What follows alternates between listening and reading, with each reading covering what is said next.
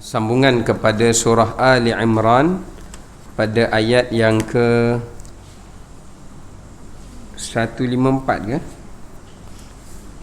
153 kan? Dah baca dah kan? Ya. Baca sampai 155 kan? Okay, kita tengok ayat 153. Ya. Ingatlah ketika apabila kamu itu telah pun lari dan tidak menoleh kepada sesiapa pun, sedangkan Rasul yakni Nabi Muhammad sallallahu alaihi wasallam yang berada di antara kawan-kawan kamu yang lain memanggil kamu yakni kelompok yang telah melarikan diri. Kerana itu Allah Subhanahu wa taala menimpakan kepada kamu kesedihan demi kesedihan, agar kamu tidak bersedih hati lagi terhadap apa yang luput daripada kamu dan terhadap apa yang telah menimpa kepada kamu.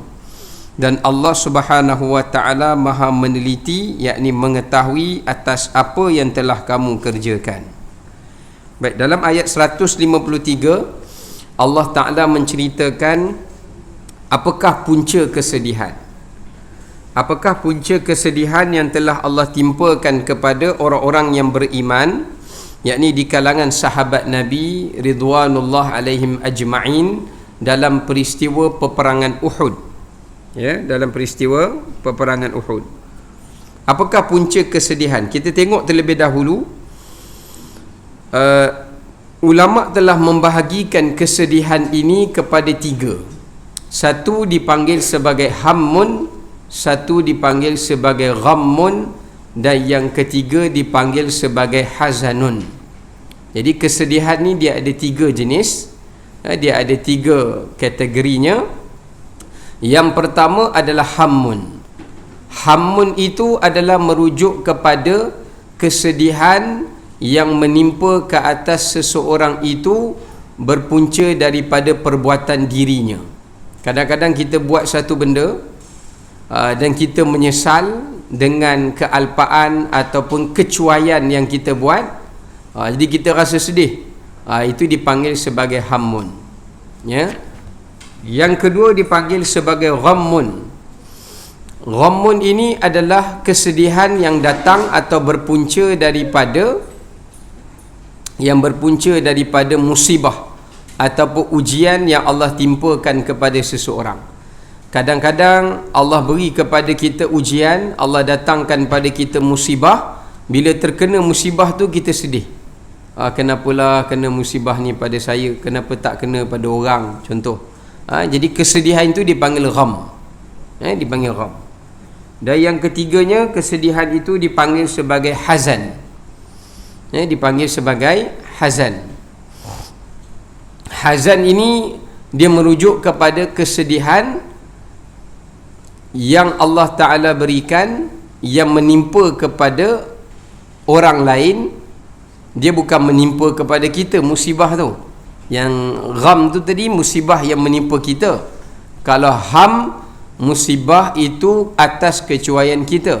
Kalau hazan, musibah yang menimpa orang lain atas asbab kecuaian kita. Boleh beza tak tu? Jadi ada beza di situ antara ham, gham dan hazan. Sebab tu dalam hadis Nabi sallallahu alaihi wasallam, antara salah satu doa yang Nabi ajar kepada kita, Allahumma inni a'udzubika minal hammi wal hazan. Al-ham juga adalah merupakan salah satu bentuk kesedihan yang Nabi ajar untuk kita minta dijauhkan, iaitu kita buat satu benda yang kemudian kita sedih atas asbab kecuaian dan kealpaan kita.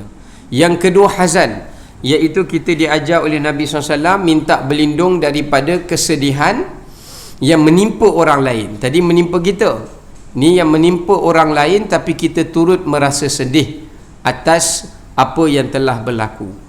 Ya. Cuma al-gham itu ada disebut di dalam ayat Al-Quran lah, tentang kita juga dituntut untuk meminta berlindung daripada kesedihan al-gham. Ya, kesedihan al-gham. Baik. Di dalam Quran ada satu ayatnya, ayat yang mana Allah Subhanahu wa taala ajar kepada kita untuk berlindung daripada kesedihan.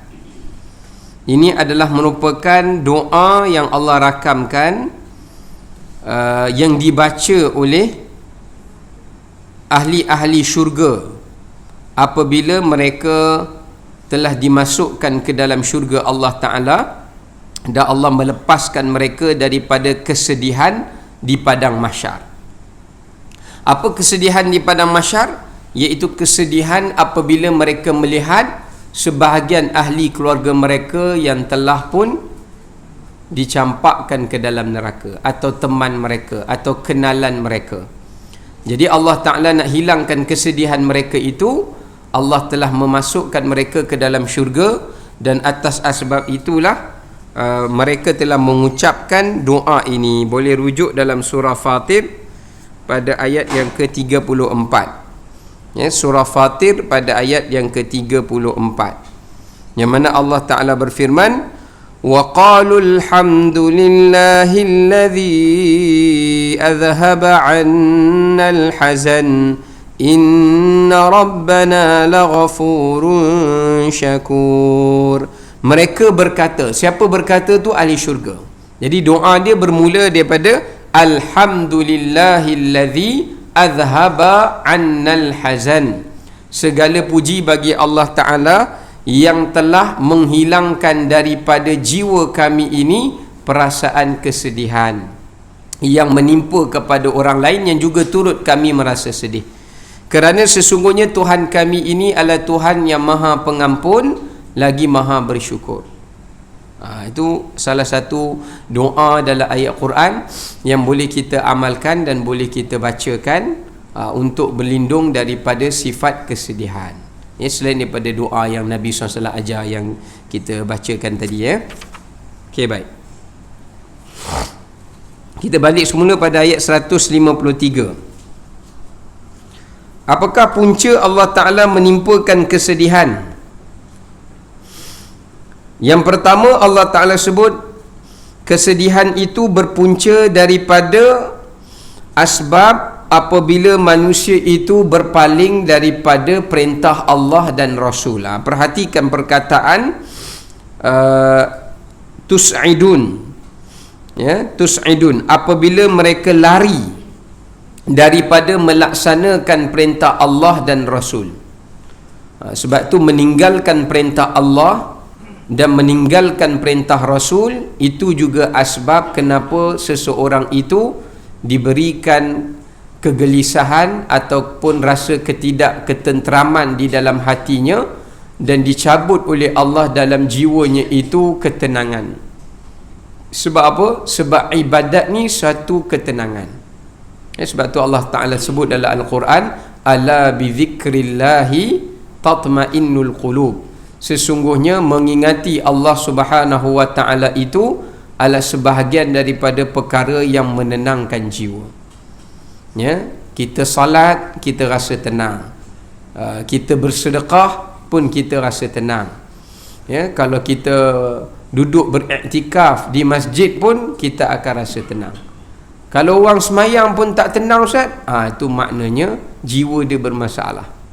Ya, kerana macam orang yang makan ubat tapi penyakit dia tak sembuh, bukan sebab ubat itu asbab yang boleh menyembuhkan, tapi disebabkan kerana penyakit dia itu sudah menjadi kronik. Dia ni memang dah sakit teruk lah. Dah sampai satu tahap yang tidak bermanfaat baginya lagi benda yang bermanfaat. Ya, benda yang bermanfaat. So maknanya dalam ayat ini Allah Ta'ala jelaskan kenapa Allah timpakan kesedihan kepada tentera Islam dalam peperangan Uhud. Yang pertama, mereka lari daripada perintah Rasulullah SAW. Apa maksud lari dekat sini? Maknanya yang pertama, mereka lari daripada Bukit Memanah. Mereka turun, lari daripada Bukit Memanah untuk pergi mencari dan mengutip harta-harta rampasan perang. Ini yang pertama. Yang kedua adalah mereka lari meninggalkan Rasulullah sallallahu alaihi wasallam apabila tentera musyrikin telah berjaya menguasai bukit memanah tu, mereka lari. Jadi ada sebahagian dah tak teringat dah Nabi Muhammad selamat ke tidak selamat, mereka lari daripada medan perang. Jadi ini juga termasuk daripada asbab Allah menimpakan kesedihan di dalam diri mereka selepas daripada peperangan itu. Ya, nanti kita akan bincang apa kesedihan yang Allah timpakan. Yang kedua, kita tengok dekat sini Allah sebut punca kesedihan adalah talwuna ala ahad. Mereka bukan sekadar lari daripada melaksanakan perintah Allah, tetapi juga mereka telah pun tidak menoleh kepada sesiapa pun, yakni mereka tidak menoleh kepada Nabi, sedangkan Nabi SAW masih ada di dalam medan perang itu dan tidak melarikan diri. Dan mereka tidak berpaling kepada Nabi untuk menjaga dan memelihara Nabi SAW. So sebab yang kedua Allah timpakan kesedihan apabila seseorang itu tidak menjaga agama Allah ataupun tidak menjaga sunnah Nabi SAW yang telah baginda tinggalkan. Ya, ada dua sebab kat sini Allah Ta'ala sebut. Yang pertama, lari daripada melaksanakan perintah Allah dan lari daripada menjauhi larangan Allah. Dan yang keduanya, tidak memelihara, tidak menjaga ajaran dan juga sunnah Rasulullah sallallahu alaihi wasallam. Sebab zaman kita sekarang ni Rasulullah dah tak ada dah. Jadi apa yang kita kena jaga dan kita kena pelihara adalah sunnah baginda. Kalau zaman sahabat dulu, disebabkan kerana Rasulullah SAW itu masih hidup, jadi sebab itu tanggungjawab mereka bukan sekadar menjaga batang tubuh Nabi, tetapi juga untuk memelihara syariat dan sunnah Nabi SAW. Ya, baik. Kemudian kita lihat dekat sini, sedangkan Allah Ta'ala menyatakan war rasulu yad'ukum, sedangkan Nabi itu memanggil orang-orang yang lari itu supaya menetap berada di samping baginda, supaya berada menetap di samping baginda. Masa dalam perang Uhud, Nabi tengok sebahagian sahabat yang lari dan Nabi panggil, jangan lari, duduk, kita berkubu dekat sini. Tapi mereka tetap lari pergi meninggalkan Nabi SAW, sedangkan Nabi memanggil mereka supaya mereka memberikan pertahanan kepada Rasulullah dan juga kepada umat Islam yang lain untuk berkumpul menyerang pihak musuh kembali. Tapi mereka lari. Ya, mereka lari.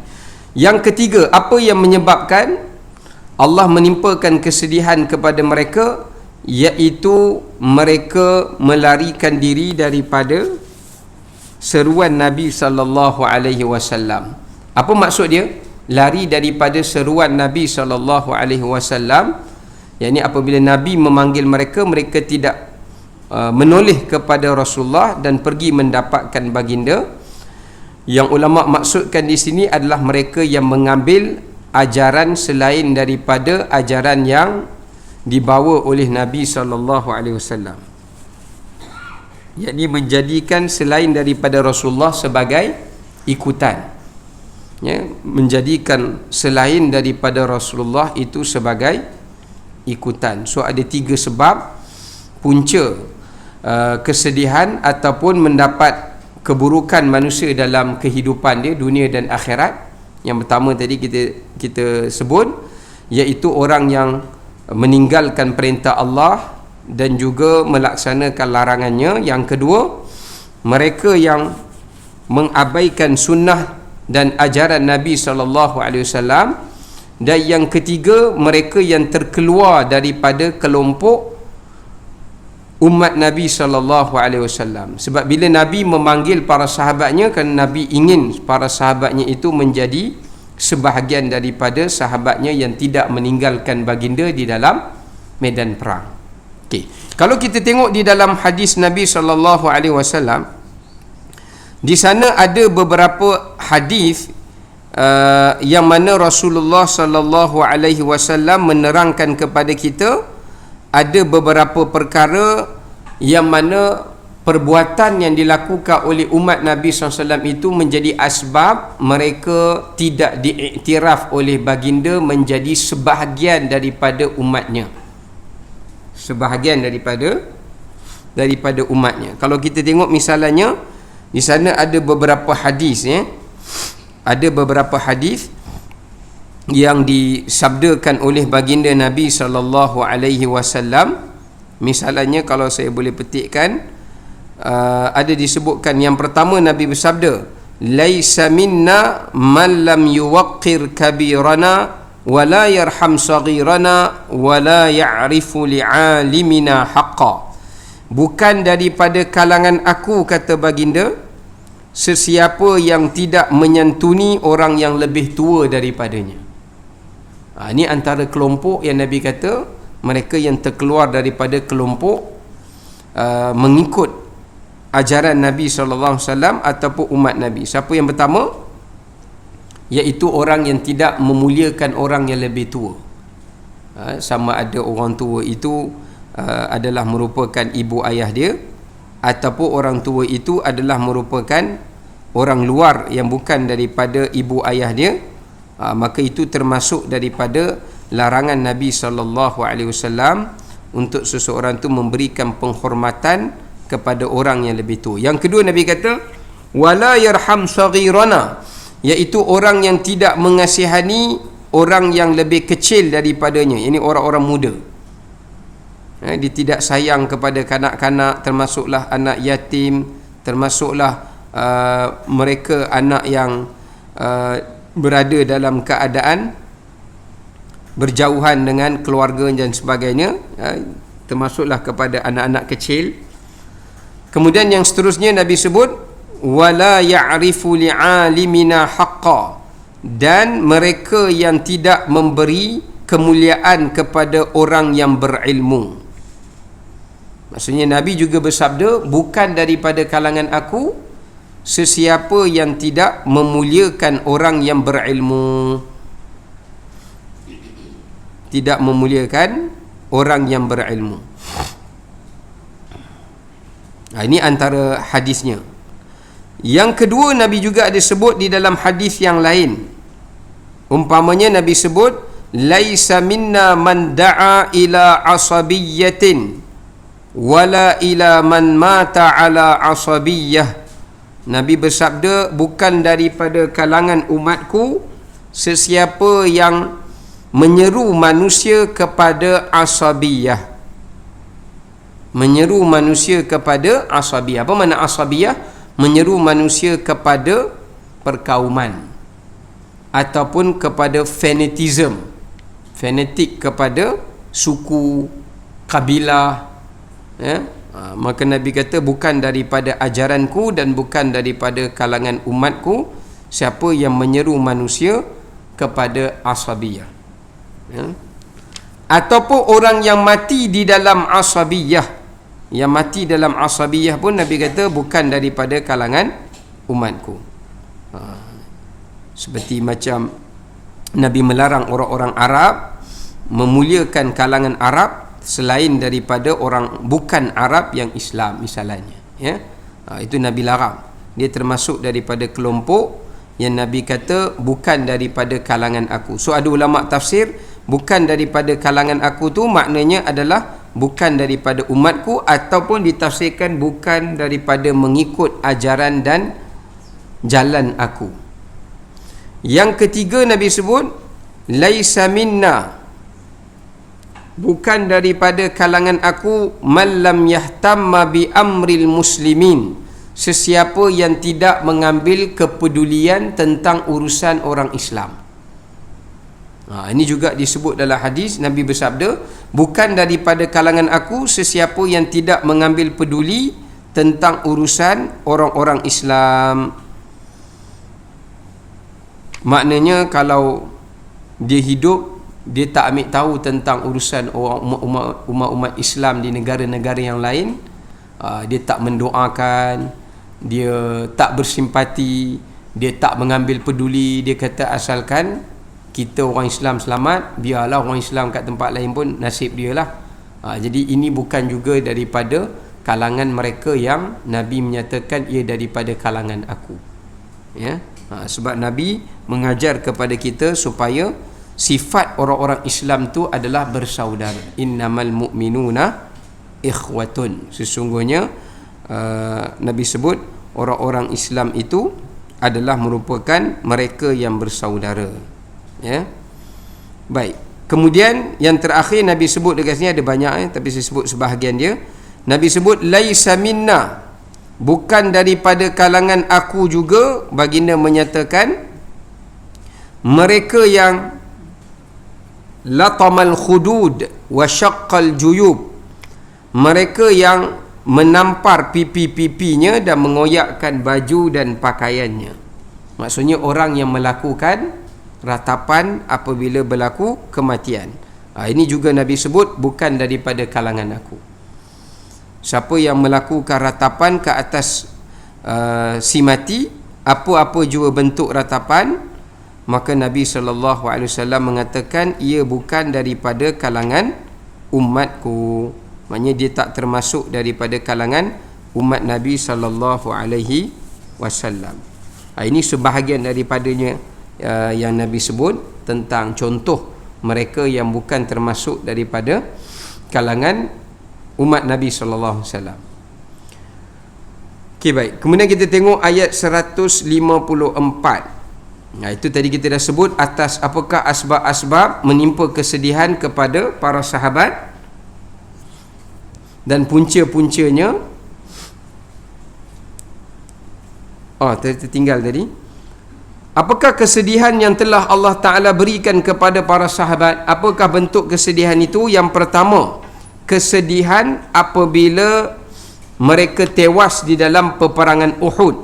Itu kesedihan yang pertama. Tentera Islam pada peringkat awal tewas dalam peperangan Uhud, sedangkan Allah menjanjikan pada mereka pada peperangan itu mereka mendapat kemenangan. So kesedihan yang pertama, Allah tak tolong mereka dalam perang Uhud itu dan Allah tewaskan mereka. Ini juga satu kesedihan. Ya. Yang kedua, sebab Allah kata kesedihan demi kesedihan Allah timpa pada mereka. Kesedihan yang kedua, ramai di kalangan umat-umat Islam, ramai di kalangan umat-umat Islam yang besar jasanya terhadap agama Islam telah terkorban dalam peperangan Uhud, seperti Sayyidina Hamzah, seperti Sayyidina Mus'ab dan beberapa lagi sahabat-sahabat yang lain yang disayangi oleh Nabi SAW, yang mereka itu telah terkorban di dalam peperangan Uhud.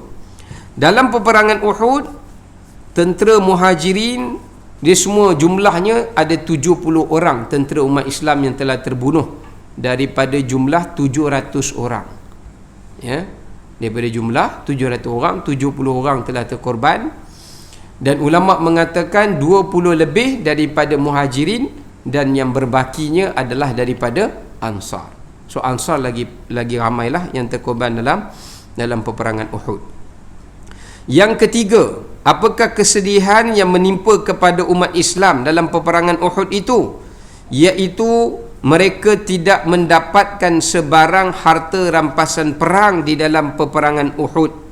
Asalnya Allah bagi menang, mereka patut dapat, tapi sebab mereka turun daripada bukit itu, akhirnya Allah ambil semua harta rampasan perang dan tidak didapatkan oleh tentera Islam walaupun sedikit.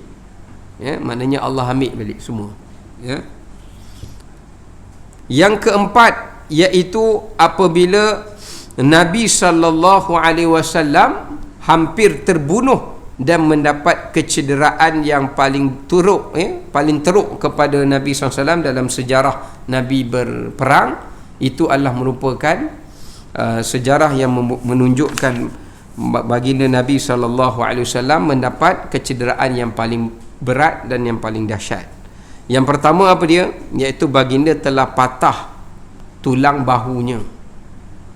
Kemudian dalam riwayat kata baginda telah juga patah akan gigi gerahamnya, dan di bahagian pipi baginda itu tertusuk padanya akan topi perang yang telah menusuk kepada pipi baginda hingga tercedera, dan baginda mendapat luka parah pada bahagian kakinya apabila mengejar untuk memanjat bukit Uhud. Baginda terjatuh dan luka kaki baginda di atas lubang yang terdapat di bukit Uhud tersebut, ya.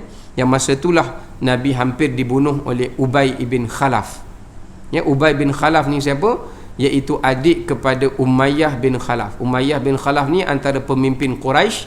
Dia ni tuan yang memiliki Bilal. Kalau kita tahu Bilal bin Rabah, Bilal tu asalnya hamba kepada Umayyah bin Khalaf. Lepas tu Sayyidina Abu Bakar yang pergi bebaskan dia, dan Ubay bin Khalaf tu adik dia. Ni adik pada Umayyah bin Khalaf. Dia pernah bersumpah, dia kata sebelum perang Uhud, dia kata, demi Allah aku akan membunuh Muhammad. Dia cakap macam tu. Orang Arab ni kalau dia nak betulkan sumpah dia, dia akan cakap demi Allah, dia tak akan cakap demi Tuhan dia. Jadi bila dengar hal itu, ada seorang sahabat Nabi pergi jumpa Rasulullah, cerita, wahai Rasulullah, Ubay bin Khalaf dia bersumpah, dia kata dia nak bunuh kamu. Lepas dengar macam tu, Nabi senyum. Nabi cakap apa? Bahkan wallahi, demi Allah aku yang akan bunuh dia. Yang bila Nabi cakap macam tu, ada seorang Arab pergi sampaikan pula berita tu kepada Ubay bin Khalaf. Dia kata, tak, sebaliknya aku dengar Nabi Muhammad kata Nabi Muhammad yang akan bunuh kau. Terus menggeletar lututnya dan dia jatuh. Sebab dia kata, setakat ini apa yang Nabi Muhammad SAW sebut tak pernah tak berlaku. Lepas tu dia kata, sejak daripada hari itu tidak ada sesuatu yang lebih aku sesalkan melainkan sesalan aku bersumpah untuk membunuh Muhammad. Nyesal. Tapi dalam perang Uhud dia pergi. Sebab apa dia pergi? Mula-mula dia tak join. Dia tak join perang Uhud. Dia tunggu je. Kalau dia tengok tentera musyrikin kalah, dia tak akan join. Dia tak ikut. Pasal dia takut Nabi bunuh dia. Tapi bila lah tu nak jadikan asbab tu, asbab Allah nak bagi realisasikan apa yang Nabi cakap tu berlaku, bila dia tengok tentera musyrikin dah mula menguasai, dia join. Dia datang kemudian. Dia datang kemudian, dia menyertai perang Uhud tu. Masa tu dia masuk tu, dia bukan nak bunuh siapa-siapa, dia terus cari Nabi Muhammad. Dia kata, inilah peluang aku dapat membuktikan apa yang aku sumpah tu betul. Dan kalau aku berjaya bunuh Nabi Muhammad, maknanya orang takkan percaya lagi kepada ajaran Nabi Muhammad, sebab apa yang disumpahkan itu tak benar. Sebab aku yang bunuh dia, bukan dia bunuh aku. Lepas tu dia pergi perang, dia cari Nabi Muhammad saja. Mana Muhammad, mana Muhammad, mana Muhammad. Dia dah jumpa, masa tu Nabi jatuh di lembah dekat Uhud tu. Dia nak tetap Nabi, jadi ada sahabat yang lindung Nabi SAW dengan badan mereka, sehingga mereka banyak yang terkorban. Dan pada ketika itulah Nabi kata ke tepi, Nabi ambil tombak, Nabi ambil, Nabi nak tusuk dia. Tapi sebab dia pakai kelengkapan baju besi, ya, yang lengkap, punya takut dia Nabi bunuh dia, dia pakai yang lengkap.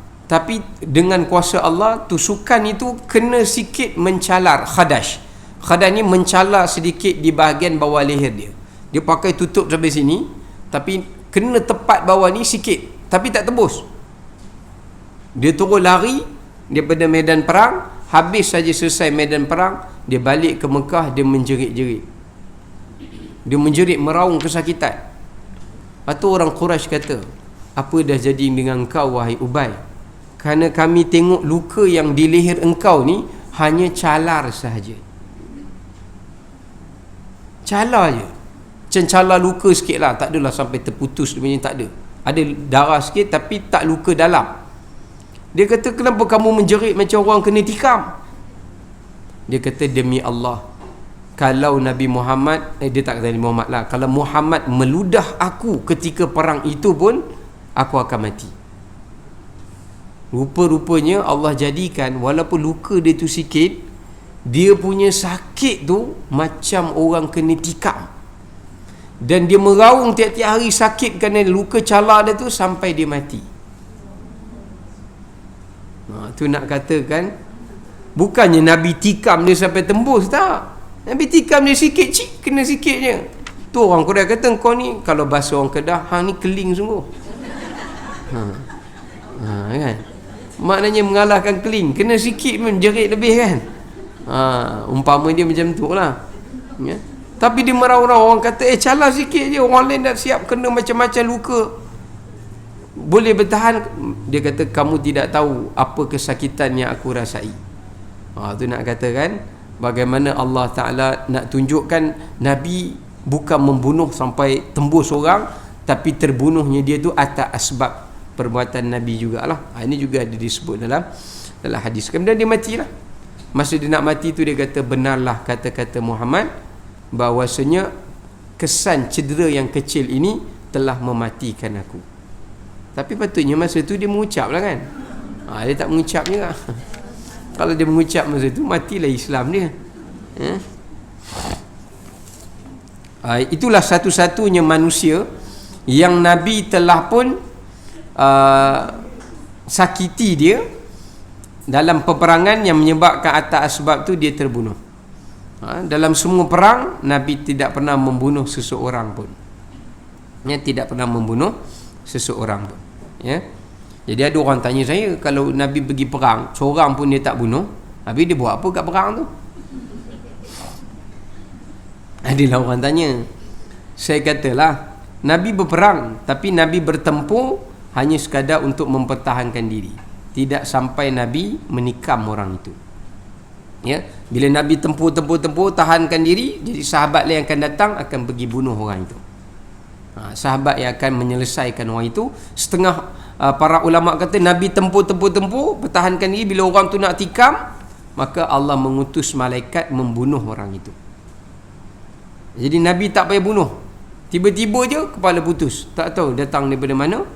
Sahabat kata, kami meyakini bahawa Allah mengutus para malaikat yang menjaga Rasulullah di samping kanan dan kirinya, dan arah belakangnya. Kalau orang serang Nabi di belakang, Nabi tak sempat bertahan, tiba-tiba je tembus perut dia, keluar mercik darah. Ini malaikat bunuh dia. Sampai tahap begitulah. Sebab Allah Ta'ala nak membersihkan tangan Nabi itu daripada tuduhan orang yang mengatakan baginda ini banyak membunuh manusia.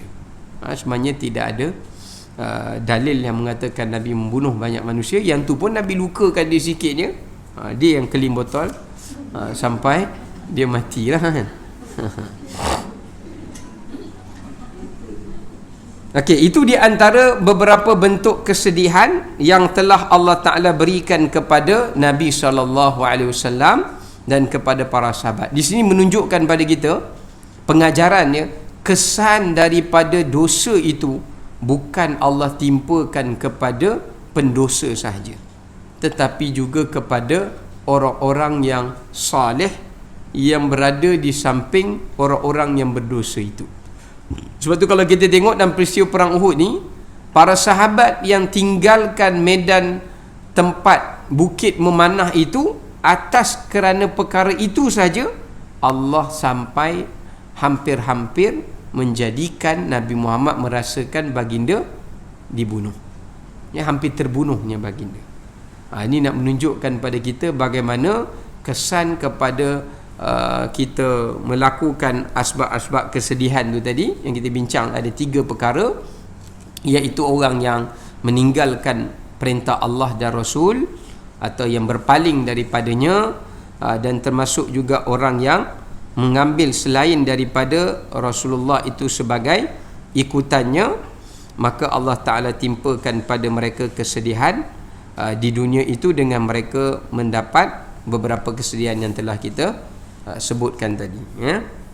Baik. Sebab itulah dalam hadis Nabi sebut, dalam hadis Sahih Muslim, Nabi kata tidak ada sesuatu yang menimpa orang Islam daripada kesedihan, kegelisahan, kemudian apa lagi Nabi kata, kesakitan, sekalipun duri yang tertusuk pada tubuh badannya, melainkan disebabkan kerana dosanya atau kerana Allah ingin mengampunkannya. Sebab tu kadang-kadang kalau Allah bagi kita tiba-tiba je rasa sedih, sama ada kerana Allah nak ampunkan dosa kita ataupun disebabkan kerana Allah ingin mengangkat kedudukan kita. Sebab tu kalau kita tengok dalam kehidupan Nabi SAW, banyak sedih daripada gembira. Gembira tu adalah cuma zaman Nabi hidup banyak kesedihan. Contoh, banyak anak-anak Nabi meninggal semasa Nabi hidup. Nabi melihat seorang demi seorang anak Nabi meninggal, melainkan Fatimah sahaja. Daripada isteri Nabi yang sah 11 orang, 3 daripadanya Nabi tengok secara live meninggal. 9 daripadanya saja yang tidak meninggal sampailah Nabi SAW wafat. Ya. So banyaklah peristiwa kematian yang Nabi saksikan daripada keluarga Nabi, sahabat rapat Nabi, yang Nabi lihat dan menyaksikannya ketika Nabi hidup. Ya. Itu kerana apa? Sebab Allah nak mengangkat darjat dan kedudukan Nabi Muhammad sallallahu alaihi wasallam. Okey, kita tengok ayat 154. Allah Ta'ala sebut, kemudian setelah kamu ditimpa kesedihan itu, Dia yakni Allah menurunkan kepada kamu rasa aman kepada kamu berupa kantuk. Kantuk ni rasa mengantuk, ya, yang meliputi segolongan daripada kamu, sedangkan golongan lagi telah dicemaskan oleh diri mereka sendiri. Mereka menyangka yang tidak benar terhadap Allah seperti sangkaan jahiliyah. Mereka berkata, adakah sesuatu yang dapat kita perbuat dalam urusan ini? Katakanlah kepada mereka, wahai Muhammad, sesungguhnya segala urusan itu di tangan Allah. Mereka menyembunyikan di dalam hatinya apa yang tidak mereka terangkan kepada kamu. Mereka berkata, sekiranya ada sesuatu yang dapat kita perbuat dalam urusan ini, nescaya kita tidak akan dibunuh atau dikalahkan di dalam medan ini. Katakanlah lagi kepada mereka, wahai Muhammad, meskipun kamu berada di rumah kamu, nescaya orang-orang yang telah ditetapkan akan matinya terbunuh itu keluar juga ke tempat mereka terbunuh. Allah Subhanahu wa taala berbuat demikian untuk menguji apa yang ada di dalam dada kamu dan untuk membersihkan apa yang ada di dalam hati kamu, dan sesungguhnya Allah Subhanahu wa taala Maha mengetahui akan segala isi hati kamu. Baik, ayat 154 ni Allah berbicara tentang perbezaan antara orang mukmin dengan orang munafik.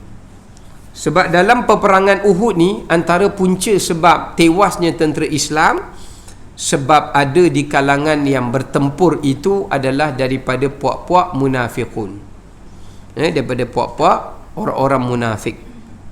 Sebab tu dalam ayat ni Allah menceritakan bagaimana kesudahan orang-orang munafikin, ya, berbanding di kalangan orang-orang Islam yang setelah mendapat ujian daripada Allah Subhanahu wa taala. Dalam ayat 154 ni Allah mengajar kita bagaimana nak berinteraksi dengan ujian dan musibah. Bagaimana kita nak menghadapi dan kita nak berinteraksi dengan ujian dan musibah. Ini ayat 154. Okey, kita tengok dia punya tafsirannya dulu. Allah Ta'ala sebut dekat sini,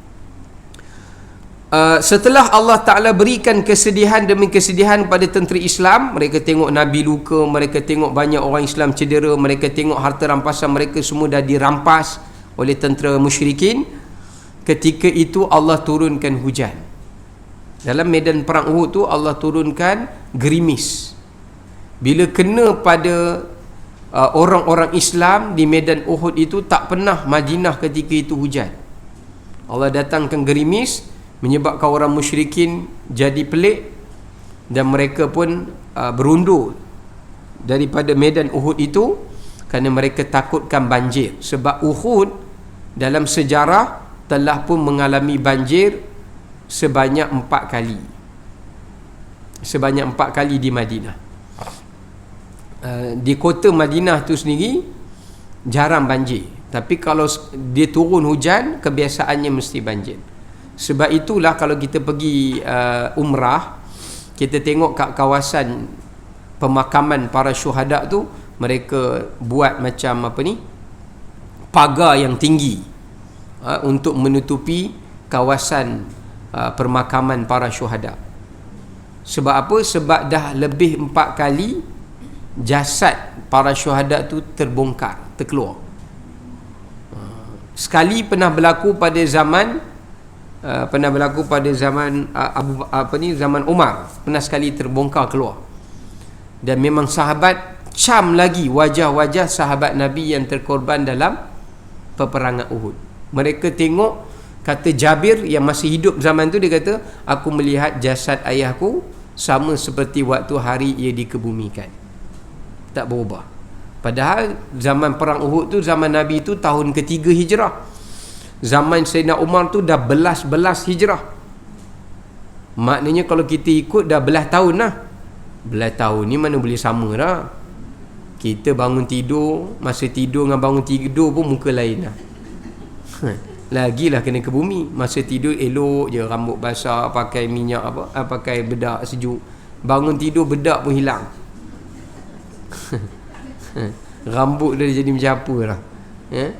Ini lagilah belasan tahun sahabat kebumikan balik. Berlaku lagi banjir, sebahagian dikebumikan. Sebab tu sekarang ni kerajaan Arab Saudi dia buat dinding tu. Dia buat dinding tu supaya kalau hujan tak boleh melepasi ketinggian dinding tu. Banjir, minta maaf. Dia tak boleh melepasi dia. Itu antara sebab ni lah. Baik. Dan sebahagian tu sahabat kata, kami melihat ada di antara sahabat yang terkorban perang Uhud yang darahnya masih mengalir. Sejumpa mayat dia tu, jenazah dia tu, mereka nampak di kawasan luka dia tu masih ada darah yang mengalir sedikit, pelan, masih mengalir. Seolah-olahnya macam dia tu masih dalam keadaan baru lepas cedera perang, masih mengalir. Ini yang menjadi dalil bahawasanya dalam ayat Quran Allah kata, orang yang mati syahid tu jangan kamu sangka dia mati, tapi sebenarnya dia hidup.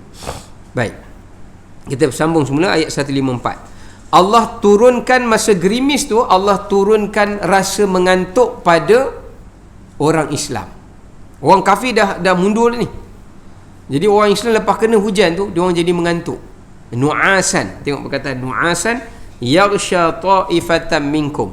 Yang Allah bagi rasa mengantuk tu kepada sebahagian orang-orang Islam yang beriman, yang tidak meninggalkan Nabi dan tidak lari daripada medan perang Uhud. Allah bagi rasa mengantuk. Lepas kena rasa mengantuk tu, mereka sedar balik daripada hilang mengantuk itu, mereka menjadi cergas dan mereka menjadi sangat kuat. Sebab tu dia orang kejar balik tentera musyrikin, mereka kejar balik, dan akhirnya tentera musyrikin mereka sempat bertempur dan tentera musyrikin lari, dan mereka mendapat sebahagian daripada harta rampasan perang itu semula. Itu kuasa Allah Ta'ala. Ya. Baik, itu yang pertama.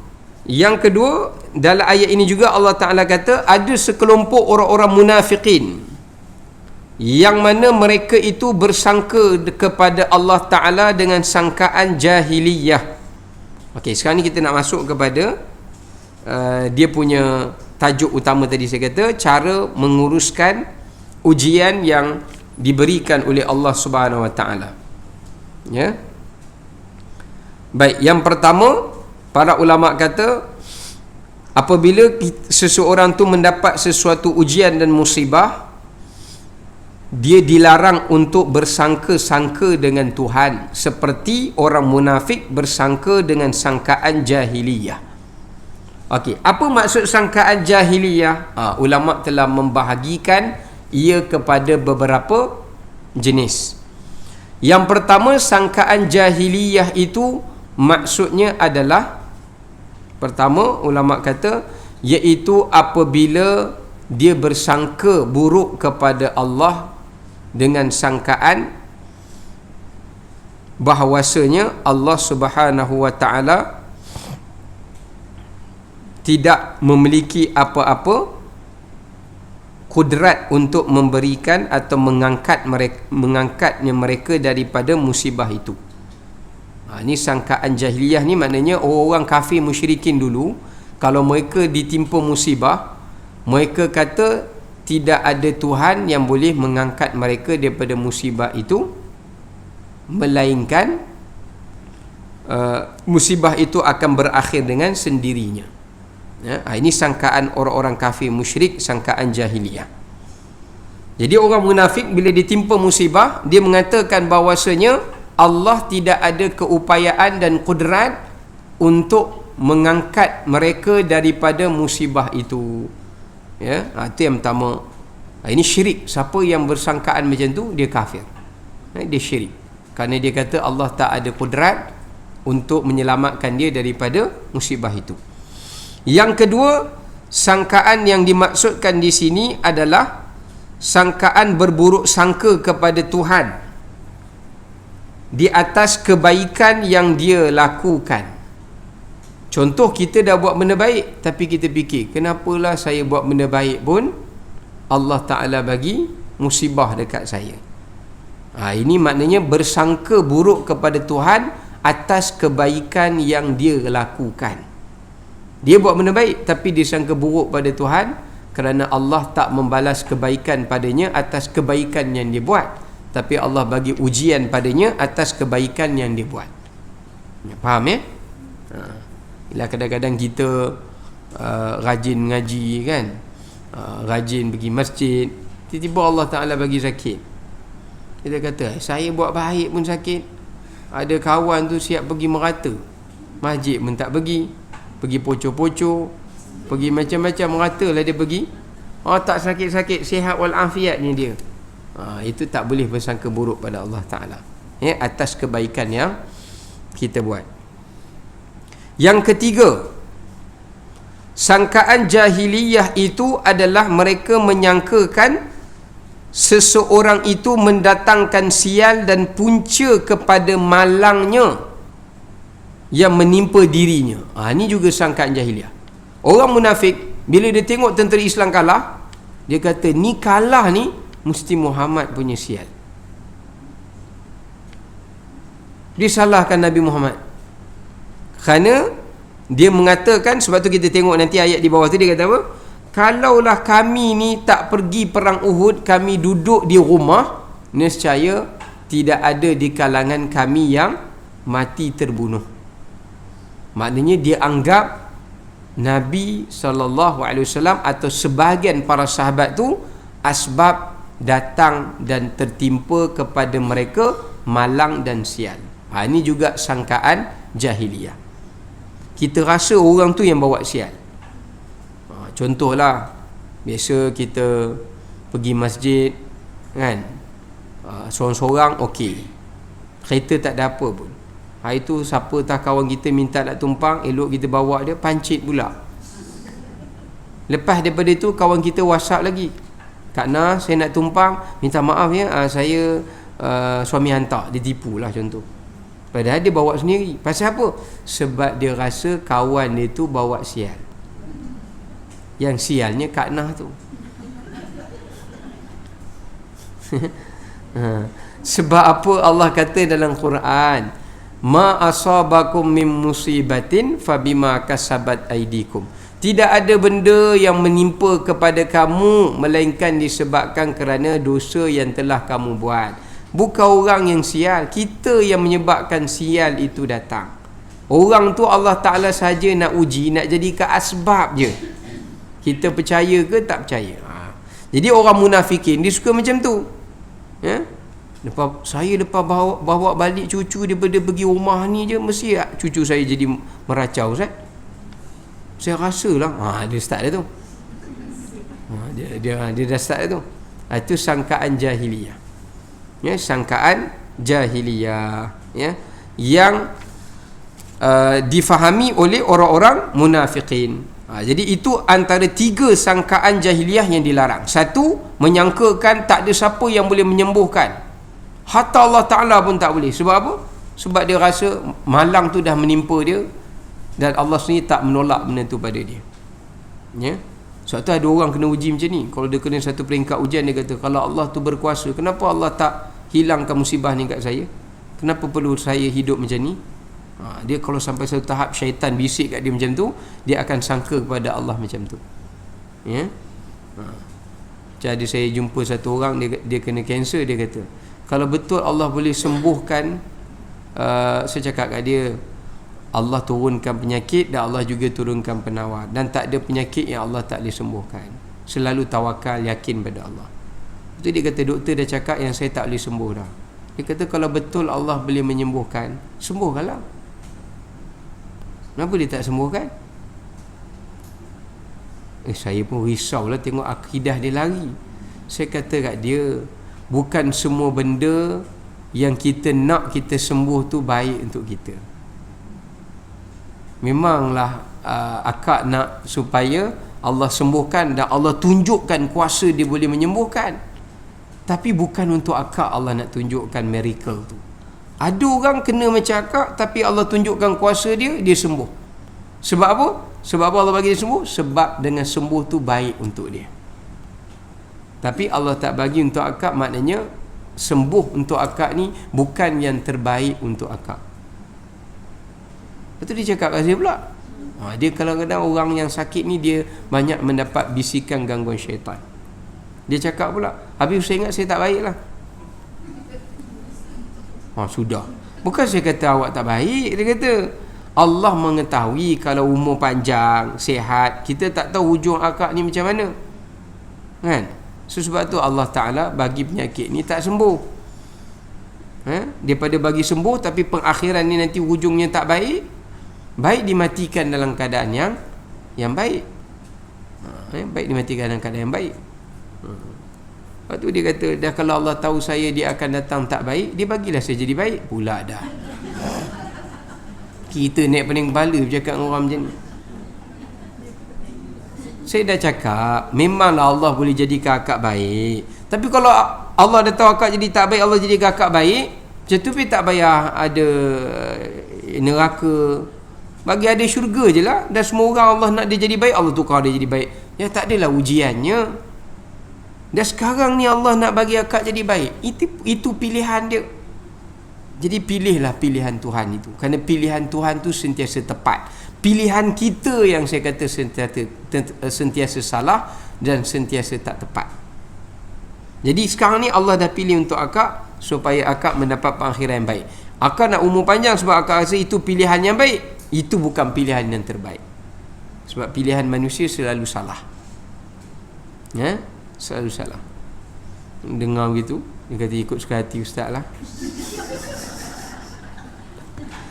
So dia kata ustaz tak kena boleh lah. Saya diam je lah.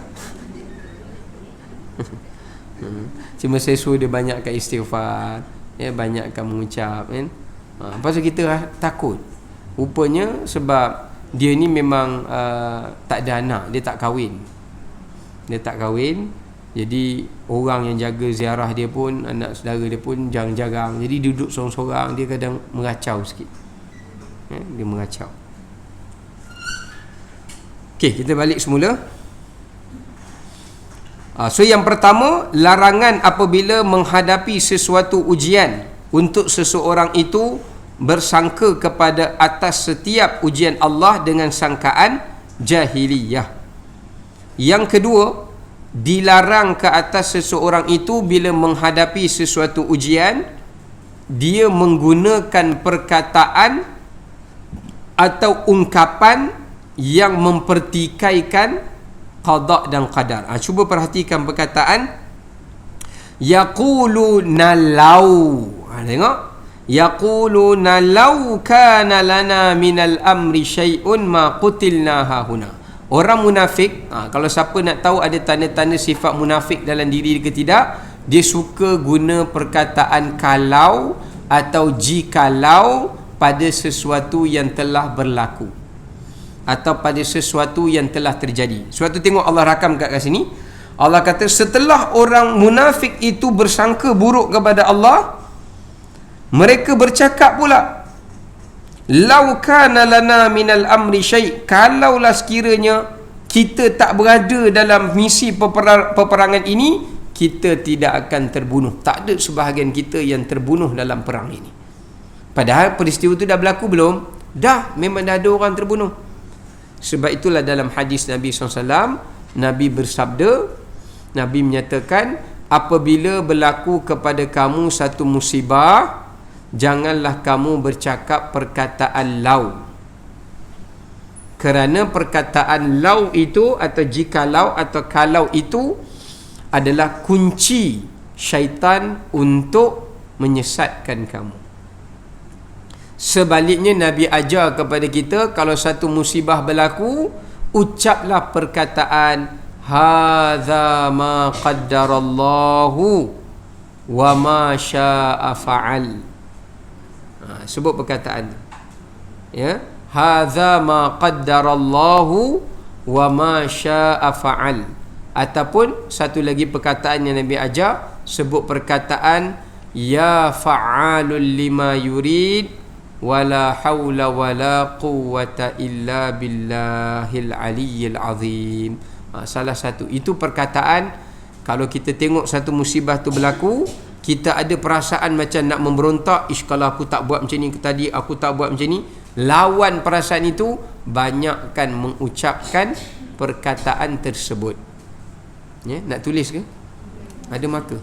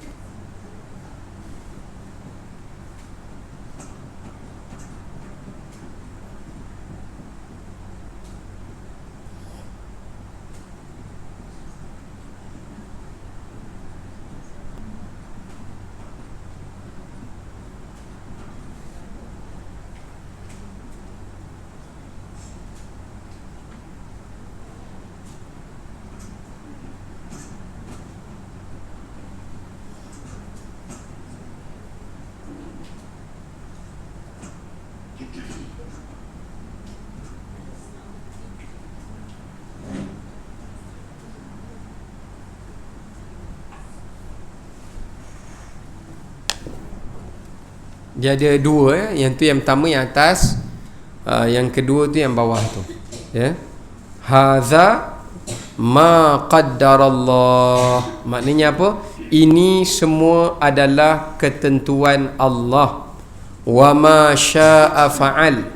Dan Allah Ta'ala itu berkehendak untuk berbuat apa yang dia kehendaki. Itu bacaan pertama. Maksudnya bila kita tengok satu musibah tu, kita tenangkan hati kita, kita kata ini semua Allah punya ketentuan, dan Allah akan buat mengikut apa yang ia kehendaki. Jadi kita sedarkan diri kita bahawasanya ini kehendak Allah. Jadi kita kena terima kehendak Allah itu, kerana kehendak Allah Ta'ala itu adalah sentiasa yang terbaik. Yang kedua, kalau kita tengok musibah itu juga, kita boleh sebut ya fa'alul lima yurid, wahai Tuhan yang melakukan apa yang dia kehendaki. Wahai Tuhan yang melakukan apa sahaja yang ia kehendaki, dan tiada daya dan kekuatan melainkan Allah yang maha tinggi lagi maha agung. Ya, dan tiada daya dan kekuatan melainkan bagi Allah yang maha tinggi lagi maha agung. Sempat tak terjemahan dia? Tulislah terjemahan dulu, dan ni tulis kemudian. La ilaha illallah. Semula ya. Okey, yang pertama, ini adalah ketentuan Allah. Ini ni maksudnya ujian lah ya. Ujian ini adalah ketentuan Allah. Ujian ini adalah ketentuan Allah, dan Allah melakukan apa sahaja yang ia kehendaki. Dan Allah melakukan apa sahaja yang ia kehendaki. Itu yang pertama. Ini Ini bacaan untuk kita lawan perasaan kita bila nak memberontak dengan takdir Allah. Yang kedua, wahai Tuhan yang mengerjakan segala apa yang ia kendaki. Wahai Tuhan yang mengerjakan segala apa yang ia kehendaki. Dan tidak ada daya dan kekuatan melainkan zat Allah yang maha tinggi lagi maha agung. Melainkan zat Allah yang maha tinggi lagi maha agung. Kalau kita jumpa ziarah kawan ke, kita tengok dia macam cara dia sembang dengan kita macam dia tak boleh redha, kita ajarkan dia bacaan ini. Ajarkan dia bacaan ini. Okey? Baik. Kemudian yang ketiga, kita tengok apa lagi perkataan orang-orang munafik yang perlu kita jauhi apabila seseorang itu menghadapi sesuatu musibah. Apabila menghadapi sesuatu musibah, iaitu kita tengok perkataan orang munafik. Perhatikan, hallana minal amri min syai' innal amra kullahu lillah. Mereka berkata, bolehkah kita lari daripada urusan yang kita hadapi ini? Maka Allah kata kepada Nabi Muhammad, bagi tahu pada mereka segala urusan itu adalah milik Allah Subhanahu wa ta'ala. Adalah milik Allah Subhanahu wa ta'ala. Apa maknanya?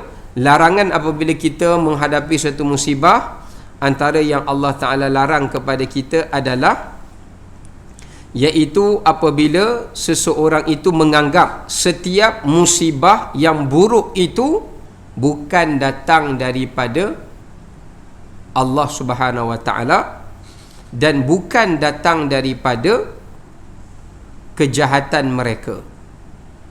Sebaliknya, mereka mengatakan setiap musibah itu datang daripada selain Allah dan juga datang daripada kejahatan orang lain. Ini juga salah satu daripada larangan apabila kita diuji dengan satu ujian. Kita kena rasakan, yakini ujian ini datang daripada Allah, bukan datang daripada makhluk. Walaupun yang menguji kita tu makhluk, yang buat perangai dengan kita tu makhluk, tapi kita kena kata ujian itu datang daripada Allah. Habis tu yang orang kata yang baik daripada Allah, yang buruk daripada diri saya sendiri. Sebenarnya yang benda yang buruk itu pun Allah yang datangkan. Sebab segala takdir yang baik dan segala takdir yang buruk semua Allah yang tetapkan. Cuma itu cara kita beradab sahaja. Tapi dari segi keyakinan kita, kita kena kata benda yang buruk itu pun Allah yang takdirkan. Cuma Allah takdirkan yang buruk tu untuk menguji kita. Tapi orang munafik bila dia kena satu musibah yang buruk, dia kata ini bukan datang daripada Tuhan, ini mesti datang daripada Muhammad. Mesti datang daripada Muhammad yang telah mendatangkan takdir yang buruk ini. Kemudian mereka menganggap bahawasanya segala apa yang ditakdirkan itu daripada perkara yang buruk bukan datang daripada Allah tapi selain daripada Allah. Ini juga salah. Ini juga satu perkara yang salah. Sebab tu kita tengok di akhir ayat itu Allah Ta'ala sebut waliyabtaliyallahu ma fi sudurikum waliyumahhisa ma fi qulubikum. Allah Ta'ala sebut ada dua perkara. Allah akan menguji apa yang berada di dalam dada kamu dan Allah akan membersihkan apa yang berada di dalam hati kamu. Ini cara untuk kita berhadapan dengan ujian. Yang pertama, Allah menguji dada. Apa beza dada dengan hati? Kadang-kadang Allah sebut dada, kadang-kadang Allah sebut hati. Allah kata, aku mengetahui apa yang berada di dalam dada kamu. Dada ke hati? Nampak Baik. Ulama mengatakan sudur adalah sesuatu yang terletak di dalam hati. Maknanya hati, dalam hati, sudur dipanggil. Yakni apa yang disembunyikan dalam hati itu dipanggil sudur. Tapi apa yang dikata-katakan melalui hati itu dipanggil hati. Bisikan hati itu dipanggil hati. Tapi apa yang disembunyikan dalam hati itu dipanggil sudur. Ya. Sudur ni lebih kepada apa yang kita sembunyikan tapi kita tak lafazkan. Yang kita simpan dalam hati itu dipanggil sudur. Tapi kalau hati kita berkata-kata, bercakap-cakap dalam, walaupun mulut tak bercakap, hati bercakap, itu dipanggil hati. Faham Faham tak faham? Dia sebenarnya sama je. Tapi Allah bezakan dari sudut. Sudur ni apa yang terbuku di dalam hati yang kita simpankan. Yang mana bisikan hati itu tak sampai ia mempengaruhi tindakan kita. Itu dipanggil sudur. Tapi kalau hati kita bercakap, yang mana bila hati kita bercakap, kita berfikir dan kita nak bertindak, itu dipanggil hati. Tapi kalau dia berbisik saja, dia simpan saja dalam hati, tapi tak menyebabkan kita bertindak, itu dipanggil sudur. Sudur tak. Belum sampai kepada perintah hati yang menyebabkan kepada tindakan. Sebab tu Allah Ta'ala kata ada dua. Kalau seseorang tu timpa musibah, benda tu dia simpan dalam hati, tapi dia tak lafaz, dia tak bertindak melalui gerakan hatinya, pun Allah Ta'ala tahu apa yang dia rahsiakan dalam hati. Dia redha ke dia tak redha. So ulama tafsir, makna apa yang disimpan dalam hati itu adalah redha. Apa yang dibisikkan oleh hati untuk dia bertindak itu adalah sabar. Sebab orang yang sabar dia mesti ada tindakan. Tapi orang yang redha tak semesti kita nampak melalui tindakan. Sabar ni contoh bila datang musibah, dia nak lawan musibah tu, dia buat macam biasa, dia pergi macam biasa, sebab dia cuba menahan benda itu walaupun benda itu berat dan perit bagi dia. Tapi dia berdoa pada Allah macam biasa, dia kata aku redha, dia lafazkan, itu maknanya dia sedang bersabar. Tapi kalau redha tu maknanya katanya apa yang terbuku, yang disembunyikan dalam hati, yang hanya sahaja yang mengetahuinya adalah Allah Ta'ala. Tapi cara macam mana kita nak tahu dia redha? Juga melalui cara dia bersabar. Sebab dia sabar dengan redha, dia saling berhubungan antara satu dengan yang lain. Sebab tu Allah Ta'ala kata, kami menguji apa yang ada di hati kamu. Maksudnya Allah uji kita redha ke tidak redha. Dan Allah akan membersihkan hati kamu, yakni Allah Ta'ala akan bersihkan hati orang beriman, supaya mereka ini sentiasa melihat yang positif, melihat yang baik. Atas dasar itulah mereka boleh bersabar dengan ujian Allah Subhanahu Wa Ta'ala. So ada dua perkara kat sini. Yang pertama, macam mana bila kita mendapat musibah, kita nak redha dengan musibah yang Allah bagi. Itu proses yang pertama. Apa makna redha? Terima. Sejauh mana kita terima apa yang Allah berikan itu adalah merupakan sesuatu yang terbaik. Apa makna redha? Redha dia terdiri pada dua, kata Imam Ghazali. Satu, kita qabul. Dua, kita yakin. Kalau yakin campur dengan qabul, maka dia akan jadi redha. Apa makna yakin? Kita yakin apa yang Allah bagi ujian ini adalah yang terbaik. Bila kita yakin, kita akan terima. Bila kita terima, kita redha. Yang kedua, Allah Ta'ala kata Allah akan menguji hati kamu, waliyumahhis sama fi qulubikum, iaitu Allah Ta'ala akan uji hati kamu itu dari sudut Allah akan melihat apakah tindak balas atas redha kamu itu. Contoh, kita cakap perkataan, ya Allah, terima kasih ya Allah atas ujian ini. Itu tanda natijah, kesan daripada redha. Bila kita bertindak, itu lambang yang menunjukkan kita sabar. Macam mana kita nak tahu orang sabar? Kita tengok melalui perkataan dia, kita tengok melalui perbuatan dia, kita melihat dari sudut tindak tanduknya. Dia tidak meratap. Dia nak meratap tapi dia dah redha tadi. So dia sabar menahan lidah, tangan dan kakinya daripada buat atau ucapkan benda-benda yang membatalkan redanya itu. Itu maknanya sabar. Itu maknanya sabar. So maknanya dekat sini Allah Ta'ala mengajar kita, kalau kita ditimpa ujian, kita perlu memiliki sifat redha, dan yang keduanya kita perlu memiliki sifat sabar. Ya. Sebab tu sabar ni bukan dalam hati. Sabar ni mesti melalui tindakan dan perbuatan. Contoh, kita sabar dengan nak buat ketaatan. Cara dia, kita kena semayang lah baru kita sabar. Kita sabar menjauhi larangan. Ini kita kena buktikan kita tinggal larangan itu. Kita sabar dengan ujian, maknanya kita kena buktikan walaupun kita diuji, kita hidup macam biasa, cakap macam biasa, kita tidak sampai meratap. Itu maksud sabar. Kalau orang tanya kenapa ni Kak Mah sabar ni, diam je tak buat apa, yalah sabarlah. Itu bukan sabar. Maknanya sabar tu dia mesti menghasilkan tindakan. Baik, kita ambil ayat yang terakhir.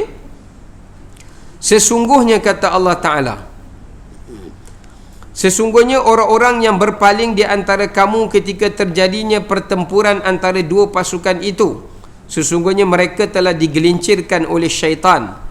Mereka perbuat pada masa yang disebabkan sebahagian dosa yang telah mereka perbuat pada masa yang lalu, tetapi Allah Ta'ala benar-benar telah memaafkan mereka. Sesungguhnya Allah Ta'ala itu Maha Pengampun lagi Maha Penyantun. Baik, dalam ayat ini kita tengok bagaimana Allah Subhanahu Wa Ta'ala menutupi dengan menjelaskan kepada kita tentang beberapa perkara yang sangat penting. Dekat sini Allah Ta'ala menjelaskan bagaimana tipu daya syaitan dalam menggelincirkan hati-hati manusia. Bagaimana tipu daya syaitan dalam menggelincirkan hati-hati manusia. Baik. Yang pertama, ulama membincangkan di manakah tempat syaitan berada di dalam tubuh manusia. Yang pertama, syaitan berada di dalam hadis Nabi menyebutkan syaitan masuk melalui tubuh badan manusia melalui rongganya. Rongganya itu iaitu melalui mulutnya apabila dia menguap, hidungnya apabila ia tidur, dan kemaluannya apabila dia tidak beristinja. Apabila dia tidak beristinja. Sebab tu kadang-kadang kita rasa macam kentut, tapi kita tak kentut. Syaitan bermain di dubur kita. Rasa macam keluar angin lah. Tapi tak ada. Sebab tu Nabi ajar kita. Ada sahabat pernah kena macam tu. Nabi kata, selagi mana kamu tak dengar bunyi perut ke, tak dengar, atau shh, tak dengar, ataupun kamu tak cium bau, kamu abaikan gangguan itu. Sama juga kadang kita rasa macam keluar air kencing kan. Kalau kita terbatuk, jadi kita cek, tak ada pula. Tapi kita rasa macam ada benda mengalir. Kadang-kadang syaitan dia boleh masuk melalui rongga-rongga itu. Kalau cara istinja kita tak betul, atau kita menguap, atau dia duduk dalam hidung kita. Sebab itulah Nabi mengajar kita supaya kita ini melakukan istinsyak, masukkan air dalam hidung dan mengeluarkannya balik. Baik. So dalam ayat ini Allah Ta'ala menjelaskan orang-orang yang lari daripada medan perang itu, hati mereka telah digelincirkan oleh syaitan. Okay, sekarang ni kita nak bincang apakah tipu daya syaitan. Maka idus syaitan, ulama telah membahagikan tipu daya syaitan ni kepada beberapa jenis. Yang pertama, dia dipanggil sebagai taswis. Dia dipanggil sebagai taswis. Daripadanya keluarnya perkataan was-was. Taswis ni tempatnya, tadi saya lupa lah pula. Tempat syaitan dalam diri manusia juga adalah melalui pembuluh darah dan juga melalui hati manusia. Pembuluh darah. Sebab tu Nabi kata puasa akan menyempitkan saluran darah kamu untuk syaitan masuk dan mengalir di dalam tubuh badan kamu. Dan syaitan kalau dia mengalir dalam tubuh badan tu, dia hanya pergi ke hati untuk membisikkan yang jahat. Ini dinamakan taswis. Apa itu taswis? Ulama kata sautul khafi hadisun nafs, iaitu suara yang tersembunyi di dalam nafsu kamu. Maksudnya kan nafsu kita berbisik-bisik, itu sebenarnya nafsu dia tak boleh berbisik, tapi yang membantu untuk membisikkan nafsu itu adalah syaitan. Tambahlah lagi, ambil banyak sikit kan, kamu kan daripada pagi tak makan, ambil banyak, lepas tu membazir. Itu ya dah tu syaitan lah tu. Kamu dah kena ke tak kena tadi, basuh ke tak basuh tadi, ada was-was kan kita. Ya Allah kata allazi yuwaswisu fi sudur, yang dalam sudur. Allah Taala tak kata qulubin nas, Allah kata sudurin nas. Sebab apa? Sebab dia bisik dalam hati kita, tapi tak semesti dia mengawal tindakan kita. Melainkan kalau orang tu lemah iman, baru dia terpedaya dengan bisikan itu tadi, baru dia akan bertindak. Ini yang pertama, taswis. Okey. Sebab itu ada sahabat Nabi, dia pernah tengok ciptaan Allah. Lepas dia tengok semua ciptaan Allah ni, terlintas dalam hati dia, siapa pula yang cipta Allah? Dia mengadu kat Rasulullah. Nabi kata syaitan telah membisik dalam hati kamu. Kalau setiap kali kamu dengar syaitan macam bercakap-cakap benda yang larang, contoh kan, kita fikir kenapa Allah suruh kita pakai tudung, gatal kepala, itu kita tak cakap mulut, dalam hati bermain macam tu. Itu maknanya bisikan syaitan. Dia cuba untuk ganggu kita supaya kita persoalkan Allah, ataupun persoalkan apa sajalah. Orang ajaran sesat selalu kena macam ni, taswis ni. Syaitan nak sesatkan orang, dia mulai taswis. Lepas tu Nabi ajar kita, kalau kena macam tu, sebut amantu billah wa bi rasulih, aku beriman kepada Allah dan Rasulnya. Ucap perkataan itu. Okey, yang ketiga, yang kedua, minta maaf, kita nak cepat sikit. Yang kedua, gangguan syaitan ni, apa lagi tipu daya syaitan, dipanggil nusiyan. Nusiyan ni apa dia? Iaitu syaitan melupakan kita. Sebab tu kalau kita tengok dalam ayat Quran, wa imma yunsiyannaka syaitan, rupanya lupa ni sendiri, ibu ayah sekalian, lupa ni sebenarnya ada tiga dalam Islam. Satu dipanggil unsiyan, satu lagi nusiyan, satu lagi nisyan. Lupa ni ada tiga. Kalau nisyan itu lupa fitrah, sebab kita tua, sebab faktor kita dah meningkat umur, itu dipanggil nisyan. Kalau unsiyan, Allah lupakan kita. Allah lupakan kita. Kadang-kadang Allah lupakan kita, macam kita buat bukan dengan kesengajaan, bukan dengan kecuaian, tapi Allah sengaja lupa. Contoh, kita selalu baca ayat Quran tu, tiba-tiba kita baca, sangkutlah, kenapa? Allah lupakan tu mungkin sebab dosa kita, mungkin sebab nak suruh kita banyak lagi mengulang, atau ada hikmah dia. Yang ketiga, nusiyan ni syaitan yang lupakan. Macam lupakan berapa rakaat, tu setan lah, takkan Allah nak lupakan pula benda-benda yang baik, Di syaitan juga boleh melupakan kita, pada perkara-perkara ketaatan. Sebab tu Allah Ta'ala kata Adam min qablu fanasiya, Nabi Adam dilupakan oleh syaitan yang buah khuldi tu tak boleh makan. Nabi Adam sebenarnya terlupa tu makan buah khuldi tu. Bukan Nabi Adam tak tahu benda tu tak boleh makan, Tahu, tapi masa tu Nabi Adam terlupa yang Allah kata jangan makan buah tu. Siapa lupakan? Syaitan.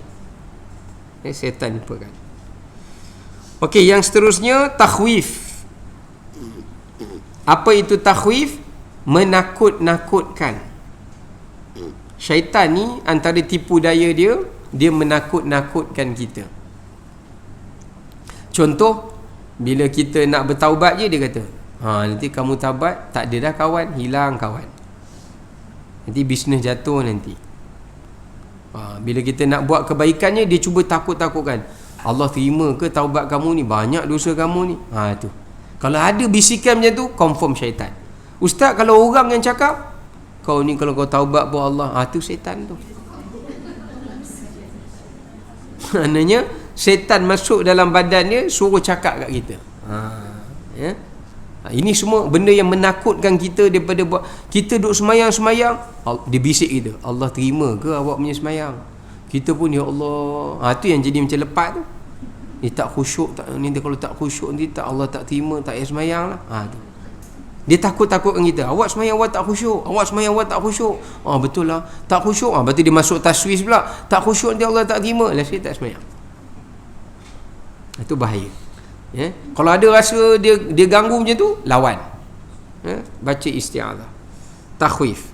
Yang seterusnya tazyin. Apa itu tazyin? Tazyin ni dia hiaskan kepada kita benda yang tak baik, kita nampak baik. Benda yang tak baik, kita nampak baik. Duit tu duit riba. Bukan riba lah Ustaz, tu faedah. Contoh, dia bagi nampak baik. Apa lagi contohnya? Tazyin ni banyaklah contoh ni. Kadang-kadang benda tu sebenarnya haram dalam Islam, tapi dia cuba untuk cari macam mana nak halalkan benda itu. Sebab tu orang yang liberal, yang pemikiran-pemikiran yang macam tu mereka banyak ditazyinkan oleh syaitan. Maknanya syaitan berhujah dengan dia sampai dia rasa apa yang dia buat tu betul, bukan lagi salah. Bukan lagi salah. Ini bahaya juga. Macam mana syaitan meyakinkan dia atas perbuatan salah dia. Contoh, kita mungkin kenapa orang kata tak baik mungkin, tu syaitan kata tu bukan mungkin, tu awak nak ini dia, nak tujuan nak ni. Jadi kita rasa benda yang salah tu kita rasa betul. Kita lawan cakap suami, tu bukan lawan. Contohlah kan. Jadi macam mana nak lawan tazyin ni? Kena ada ilmu. Dia tak boleh pakai iman je, kena ada ilmu kalau nak lawan tazyin syaitan ni. Kita pakai tudung. Tu orang kata tudung ni tak mengikut syariat. Apa pula, Islam kan suruh bercantik. Apa salahnya? Cantik bukannya salah, bukan berdosa. Betul juga kata. Contoh. Misalnya lah kamu bukan nampak leher, kamu gulung leher je. Kan? Bukan nampak pun kulit. Contoh. Jadi syaitan tu cuba yakinkan kita apa yang kita buat tu sebenarnya tidak salah, padahal dia salah. Ini bahaya. Itu antara beberapa bentuk syaitan. Dia mentazzinkan kita. Contoh tazyin juga macam kita buat dosa, lepas tu dia kata tak apa, nanti awak boleh taubat, Allah boleh terima taubat kamu. Buat dulu, nanti baru taubat. Dia cuba. Itu dipanggil taswif, silap. Itu taswif. Taswif ni apa dia? Menangguh-nangguhkan. Bila nak buat baik, esok boleh. Bila nak benda yang nafsu buat, sekarang juga. Macam tu. Nak taubat kemudian, nak buat ibadat kemudian, nak buat baik semua kemudian. Kejap lagi lah, sebentar lagi lah. Itu dipanggil taswif. Taswif. Ini antara beberapa bentuk tipu daya syaitan, seperti mana yang mana syaitan telah menipu dayakan mereka di dalam peperangan Uhud, iaitu syaitan guna kaedah tazyin dalam ayat ni. Dalam ayat 155 ni, iaitu syaitan kata kepada orang-orang yang lari daripada medan perang, mengatakan kamu lari daripada medan perang ni bukannya salah, dia kata, disebabkan Allah dah janji bagi menang tapi Allah tak bagi menang, jadi bukan salah kamu. Jadi syaitan cuba meyakinkan dia untuk lari daripada medan perang itu. Namun Allah Ta'ala akhiri ayat ini, Allah kata kalau sesiapa yang telah tergelincir dengan tipu daya syaitan, Allah kata hendaklah dia meminta ampun, nescaya Allah Ta'ala akan mengampunkan dosa-dosa mereka.